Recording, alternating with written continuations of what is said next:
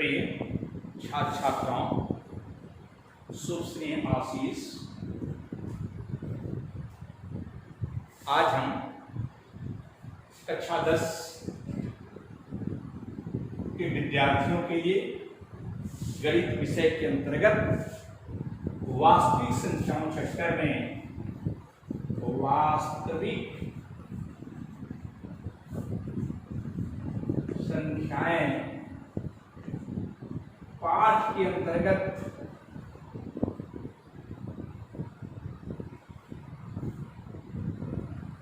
दो पदों के एचसीएफ व एलसीएम की चर्चा करें। अर्थात आज के इस ई क्लास में हम आपको बताएंगे कि दी गई दो संख्याओं का महत्तम समापक और लघुत्तम समापक, महत्तम हाईएस्ट कॉमन फैक्टर और लघुत्तम समापक लिस्ट कॉमन मल्टीपल या लोवेस्ट कॉमन मल्टीपल कैसे ज्ञात करें।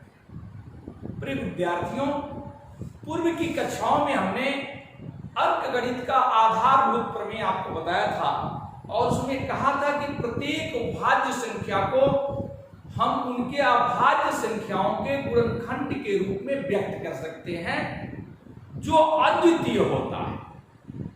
और उसकी चर्चा पूर्व की कक्षाओं में किया भी होगा, उसी को थोड़ा सा आगे बढ़ाता हूं। जैसे मान लीजिए कोई संख्या है 20 और इसका गुणनखंड करना चाहते हैं, तो वास्तविक तरीका है अभाज्य गुणनखंडों के लिए, यदि आपने 20 लिखा तो पहले 2 से, अर्थात 2 सबसे छोटी अभाज्य संख्या है, पहले 2 से भाग दिया आपने, आ गया 10।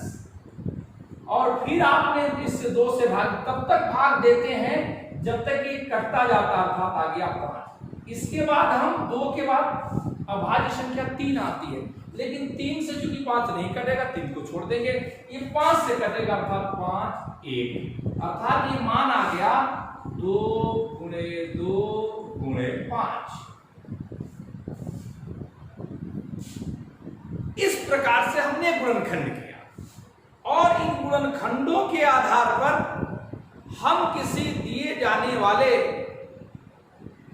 दो संख्याओं का मौसम अर्थात महत्तम समापक हाईएस्ट कॉमन फैक्टर तथा एलसीएम अर्थात लिस्ट कॉमन मल्टीपल या लोएस्ट कॉमन मल्टीपल लघुत्तम समापक की चर्चा करने वाले।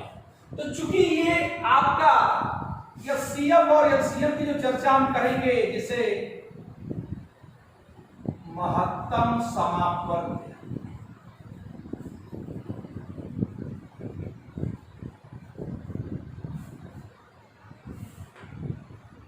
और इसी से लघुत्तम समापक की भी चर्चा करूंगा, लेकिन पहले मैं महत्तम समापक की चर्चा करूंगा। अन्य कोई भी संख्या आप ले लें, इसको घातांक के रूप में हम लिख सकते हैं 2 to power 2 into 5। दूसरा पद मैं ले लेता हूं किसी भी ऐसे रूप में, मान ली मैंने ले लिया 35।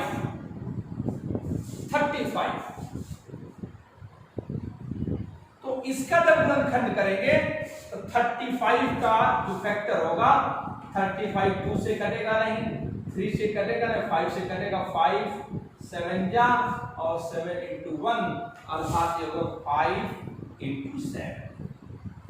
जो दो पदों के महत्तम समापक की बात है तो उसको परिभाषित किया गया है कि यदि दो दिए जाने वाले संख्याओं का अभाज्य गुणनखंड लिखा जाए तो उस अभाज्य गुणनखंडों में कॉमन होने वाले पद की लोएस्ट पावर, कॉमन जो पद है उभयनिष्ठ जो संख्या है उसकी लोएस्ट पावर क्या है, वही उसका महत्तम समापक होता है। अर्थात इन दिए जाने वाले दो पदों में एचसीएफ की मैं बात करूं तो इन दिए जाने वाले दो पदों में जो कॉमन है वह क्या है, तो वह आपका 5 है और 5 का लोवेस्ट क्या है, घातांक चूंकि 1 है तो दिस विल बी 5। लेकिन मैं थोड़ी सी बात यहां बढ़ा दूं, यदि यह आपका मान 100 होता, दिस विल बी 100, अर्थात 20 into 5, दिस विल बी 100, तो क्या होता, यहां 5 का स्क्वायर हो जाता। जब ये 5 का स्क्वायर होता तो भी इन दो दिए जाने वाले पदों में जो कॉमन है वह 5 है, और 5 की जो लोवेस्ट घात है वह कितनी है, 1 है। इसलिए इसका जो एचसीएफ होता वह कितना होता, 5 ही। दूसरी चीज मैं जो आपको समझाने का जो प्रयत्न कर रहा हूं कि किसी भी दो संख्याओं के अभाज्य गुणनखंडों को लिखने के पश्चात उन दोनों अभाज्य गुणनखंडों में वह कॉमन फैक्टर जो दोनों के लिए कॉमन हो और उसकी जो घातांक हो वह लोवेस्ट हो, उसे हम उसका एचसीएफ कहते हैं। अर्थात इसका एचसीएफ आपने 5 इसलिए लिखा क्योंकि 5 है, यहाँ 5 का स्क्वायर, इसका लोवेस्ट पावर क्या है, 5। दूसरा उदाहरण देखो, कोई उदाहरण ले लीजिए, जैसे 60 मैंने ले लिया और ले लीजिए 180। 60 का आप गुणनखंड करिए, 60 का क्या हो जाएगा, 60 का होगा 2, 30 आया, फिर 2 दिए 15 आया, फिर क्या होगा 3 आया, फिर 5 आया। इसको मैं लिख सकता हूं 2 का स्क्वायर इंटू 3 इंटू 5। 180 को लिखिए, आप 2 से भाग दिए 90 आया, फिर 2 से भाग दिया 45 आया, 3 से भाग दिया 15 आया, 3 से भाग दिया 5 आया, ये 5। इसको मैं लिख सकता हूं 2 का घात 2 इंटू 3 का घात 2 इंटू 5। तो इनका जो एचसीएफ होगा इन दो दिए जाने वाले गुणनखंडों में, दो दिए जाने वाले गुणनखंडों में आप जो लोवेस्ट है उसी को करेंगे। 2 का घात 2 है, 2 का घात 2 है, तो इसका लोवेस्ट क्या होगा, 2 का घात 2 ही हो जाएगा। ये जो कॉमन है वो 3 है, बोलिए दोनों में कॉमन क्या है, 3 है। तो 3 की घात यहाँ 2 है, 3 की घात यहाँ 1 है, तो लोवेस्ट क्या है, 1 है, अर्थात 3 का घात 1 हो गया, 3 हो गया। और 5 दोनों में कॉमन है, तो 5 की घात 1 है, तो ये हो जाएगा 4 गुणे 3 और गुणे 5, 4 3 12 25 60। इसका जो होगा एचसीएफ 60 के बराबर। अर्थात पदों का लोवेस्ट पावर हम देखते हैं। और यदि एचसीएफ की बात करूं यहीं से, जिसे कहते हैं लघुत्तम समापन, लघुत्तम समापवर्त्य, एलसीएम लोवेस्ट कॉमन मल्टीपल, वह कैसे होगा, इन दिए जाने वाले पदों की हाईएस्ट घात, कोई भी पद हो उसकी हाईएस्ट पावर कितनी है, उनका मल्टीप्लिकेशन एलसीएम प्राप्त होता है। इन दो दिए गए पदों 100 और 35 की एलसीएम की मैं बात करना चाहता हूं। तो दिए जाने वाले पदों में हाईएस्ट पावर, ये देखिए 2 का घात 2 है, तो आपने लिख दिया 2 का घात 2, यही हाईएस्ट है। 5 के घात यहाँ 1 है, 5 का घात 2 है, अर्थात मैं लिखा 5 का घात 2।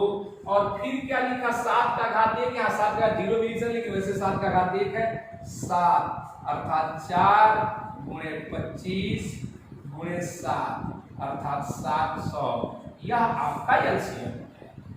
दूसरे पद में यहां भी गौर करिए, मैंने कहा पदों का जो पावर होगा वह मैक्सिमम पावर लेना है।